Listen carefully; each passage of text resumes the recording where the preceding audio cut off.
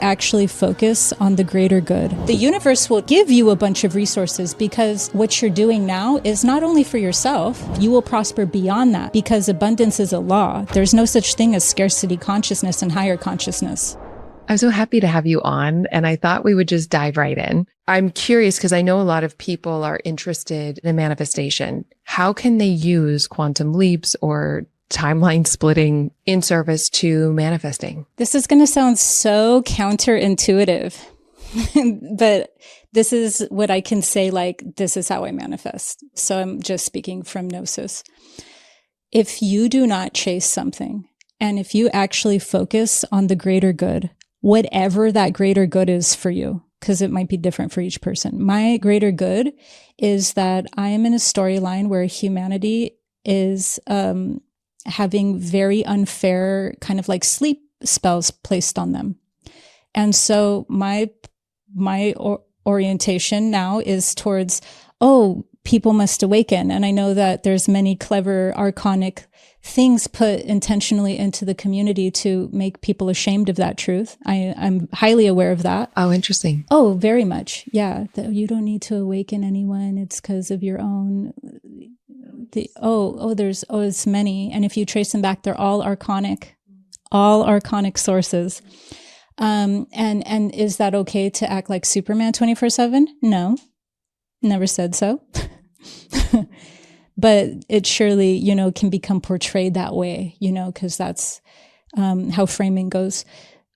I truly believe that awakening people from something is what I would want done to me, and that I would just help with others. And so, yeah, because of that, it's just a different play, I guess you could look at it, that we're in and that we're taking actions and having motivations from. Mm-hmm. So releasing the greater good in what you're wanting to manifest. Yeah, like I have things chasing me now that are like crazy positive, and I'm even going at this point like, is that going to make me go deeper into sleep if I receive that? But I really like the single pointed clarity and focus, like asking yourself questions to support discernment and attunement as you make decisions around, am I going to honor this deeper intention or not? Yeah, no, I've had to say no to like many things just to kind of like carve out, my own integrity on my path. And that doesn't mean even that saying, that doesn't even mean that there needs to be like a staunch dichotomy. I don't want people to think that it's black or white. There is so much nuance. And I've said it many times on my own channel that, I'm the trickster archetype. We only know that archetype through its negativity. We actually don't know that it is the archetype of alchemy. There's no such thing as an alchemical archetype or force that is not the trickster. Why? Because the trickster transforms energy. It can look into the abyss, which you will need to do, but then pull out of that the thing that transforms it into its exalted state. That is in and of itself a form of transformation or magic. And so when it comes to those things, how a person can manifest is if whatever they care the most about, they actually put their attention and energy into, because what's going to happen is the universe now goes off on a larger signal. We manifest on different levels. We manifest all the time and we don't know it because it's coming from our subconscious. If we want to manifest at a higher level, like get the universe involved, the universe will chase you and give you a bunch of resources, because what you're doing now is not only for yourself, you are going to benefit and prosper beyond whatever you wanted or whatever you thought of. You will prosper beyond that because abundance is a law. There's no such thing as scarcity consciousness and higher consciousness. Higher consciousness has no judgment about abundance. It is in an energetic state of opulence.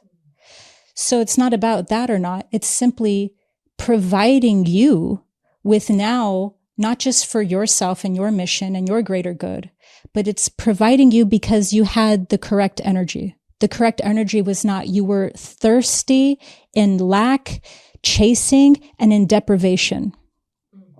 And that's harder for people to lean into. And the reason why is because the way that this reality is set up, And I say that not jaded by this reality. It's just simply, it didn't personally victimize me. I say that because I don't like this system. And so the system itself is crushing people in their creative capacities and creative stress. So it's literally forcing people to find ways outside of the system in order to continue doing what they were born and designed to do, which is create. And I know you talk about 2026 being the year that changes everything. What do you see next for humanity? So what I see next for humanity is going to be a lot of new systems emerging, because the old systems are literally going to be crumbling on like a faster accelerated rate than even what was projected even last year. What's going to be happening here on out until 2030 is going to be that every single thing that still had a veil around it is just, the veil is going to come off, because the universe is committed to us awakening. And we already called that energy forward. And so because of that, every single thing, whether it's, oh my God, there's now higher dimensional beings, or whether it's, wow, you know, what happened to the banking system?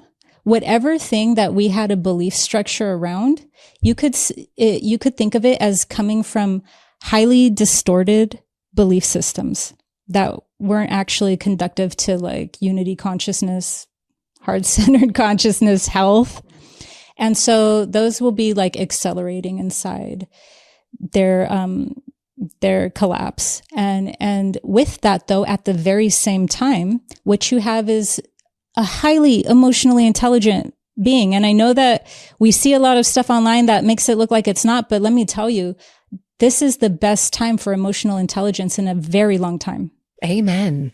Amen. I mean, I think that's everything that we do here on this podcast, somatic and emotional intelligence, especially with AI coming out and being, you know, it's going to open up so many other things for us to develop, but presence, embodiment, emotional intelligence, these things are what I've always been most interested in, but I think now more than ever are even more important.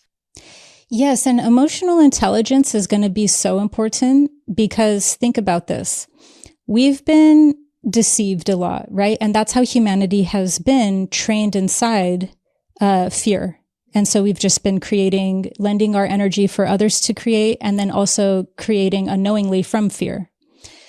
Well, if you become more emotionally intelligent, you start seeing through the people who are deceiving you, the systems who are deceiving you. So what ends up happening? You can't help but to start taking back your power.